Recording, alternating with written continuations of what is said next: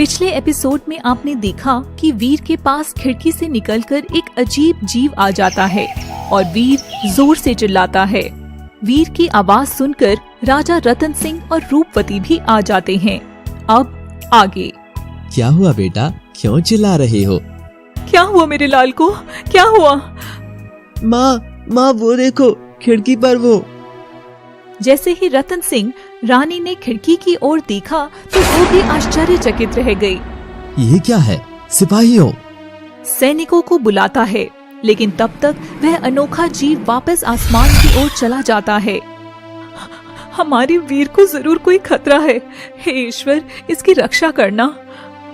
सैनिकों, वीर के पास कड़ा पहरा दो, कोई ऐसी वैसी शक्ति इसे छू भी ना पाए। राजा रानी अपने शयन कक्ष में चले जाते हैं।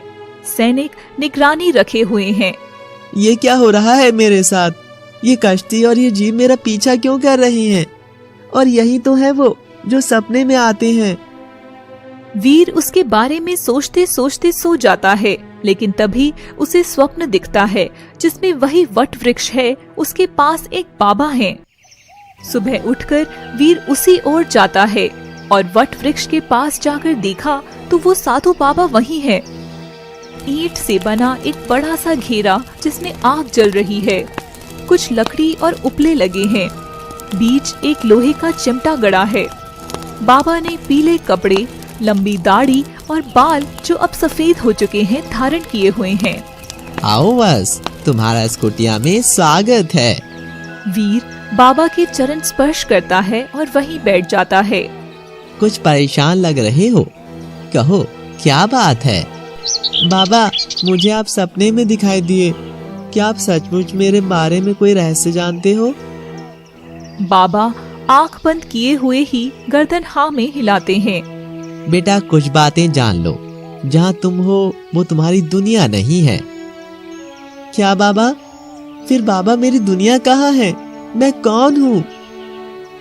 बेटा तुम एक अलग ही दुनिया के हो और वो तुम्हें खुद ही खोजनी होगी। लेकिन कैसे बाबा? साधु वीर को एक मैप देता है जिसमें वीर की अपनी दुनिया का रास्ता है। और जो तुम स्वप्न में देखते हो या जो कश्ती अपने पास देखते हो वो तुम्हारे ही लोग हैं, तुम्हारी ही दुनिया के लोग हैं। बाबा मुझे क्या करना होगा और वहाँ से कब आना होगा? उस दुनिया के सभी अनसुलझे पहलुओं को सुलझाकर तुम्हें वापस आना होगा और उपहार में जरूर तुम्हें कुछ मिलेगा। बाबा वीर को मैप दे देता है और वीर उस रास्ते निकल जाता है। एक चिट्ठी लिखकर महल के बाहर छोड़ जाता है। वीर अपना एक अश्व लेकर जंगल की ओर निकल जाता है। वीर की उम्र अभी 7 साल ही है। वीर रास्ते में एक आश्रम में रुक जाता है। आश्रम में गुरुजी बच्चों को शिक्षा दे रहे होते हैं। वीर वहां पानी की तलाश में गया, लेकिन गुरुजी स्वयं ईश्वर का रूप दिख रहे हैं। गुरुजी मंद मुस्कान, प्यार छवि के साथ वीर को अपनी ओर आकर्षित करते हैं। क्या चाहिए बालक, बोलो। गुरुजी मैं यहाँ पानी की तलाश में आया था। सामने जाओ और वो जो घोड़ा रखा है तुम वहाँ जाओ, पानी पी लो। वीर पानी पी लेता है और फिर वापस गुरुजी के पास आता है। गुरुजी मेरी पानी की प्यास तो बुझ गई, लेकिन अब मेरे मन में ज्ञान की प्यास है जिसके लिए मैं यहीं रुकना चाहता हूँ।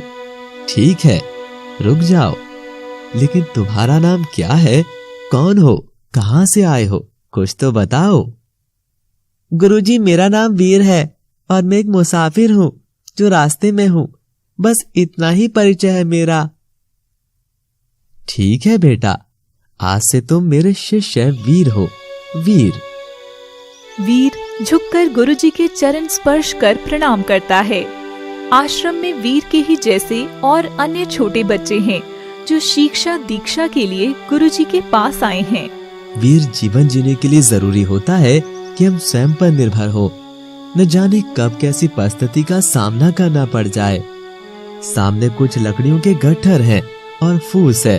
तुम दोनों को मिलाकर अपने लिए एक छोटी सी कुटिया बनाओ ताकि शिक्षा के बाद तुम उसमें सो सको। जी गुरुजी। वीर जाकर लकड़ी उठा कर लाता है। और तभी उन्हें गाड़ने के लिए जमीन में खोदने लगता है। लेकिन तभी एक लंबा विशैला काला सांप जमीन से बाहर आता है। सभी बच्चे छोड़कर भाग जाते हैं, लेकिन जैसे ही वीर उसे मारने के लिए डंडा उठाता है, गुरुजी।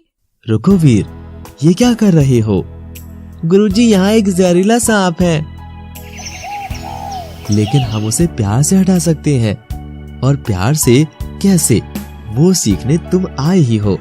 इसी को आश्रम की शिक्षा कहते हैं। गुरुजी वीर को जड़ी बूटी देते हैं और सांप उससे वहाँ से खुद ही चला जाता है। सभी बहुत खुश हैं। वीर ने लकड़ियाँ गाड़कर एक सुंदर सा घर बनाया है, जिसपे ऊपर से फूस लगा दिया है।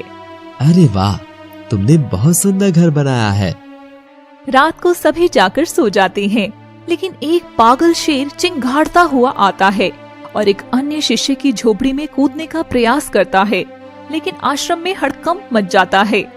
सभी हथियार लेकर छुप जाओ, एक पागल शेर आश्रम में घुस आया है। सभी शिष्य छुप जाते हैं, लेकिन शेर एक शिष्य पर आक्रमण कर देता है। शेर के पास कुछ दिव्य शक्तियां हैं, जिनसे वह बोल भी सकता है।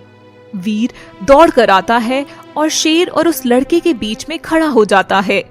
हे मूर्ख लड़के, मेरे सामने से हट जाओ। तुम इसे खाना क्यों चाहते हो? आंखें बिल्कुल लाल करके। तुम्हें इस बात से क्या लेना देना? हाँ, तुम जानते हो ना कि छोटे बच्चे को मारना पाप है। मेरी दृष्टि सबसे पहले इसी पर पड़ी और मैं इसे खाऊंगा। मुंह से आग निकालता है। वीर नीचे झुककर आग से बच जाता है। इस लड़के के साथ साथ तुम भी मरोगे, मैं तुम्हें भी खाऊंगा। तुम अपनी जान से हाथ धो दोगे। तभी शेर वीर पर दहाड़ कर पड़ता है और अपने दोनों पंजे वीर के कंधों पर रख देता है। सभी बहुत डर जाते हैं। वीर भी बदले में एक लात शेर के पेट में मारने की कोशिश करता है, लेकिन शेर बच जाता है।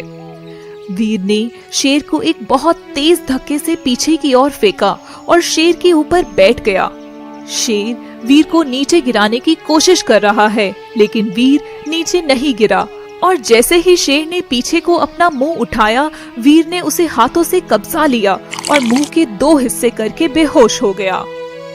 सभी तालियां बजाने लगी और गुरुजी भी बहुत प्रसन्न हुए, लेकिन वीर मूर्छित होकर गिर पड़ा।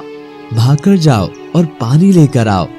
शिष्य जाते हैं और पानी लेकर आते हैं, लेकिन जैसे ही गुरुजी वीर को पानी पिलाने के लिए उसका मुख खोलते हैं, तो देखते ही रह जाते हैं। आंखें खुली की खुली रह जाती हैं। कहानी जारी रहेगी। दोस्तों, हमारी वीडियो अगर आपको पसंद आई हो तो वीडियो को लाइक करें, कमेंट करें। आगे के एपिसोड्स देखने के लिए सब्सक्राइब करें हमारे चैनल पापा टीवी को और साथ ही बेल आइकन दबाना बिल्कुल ना भूलिएगा।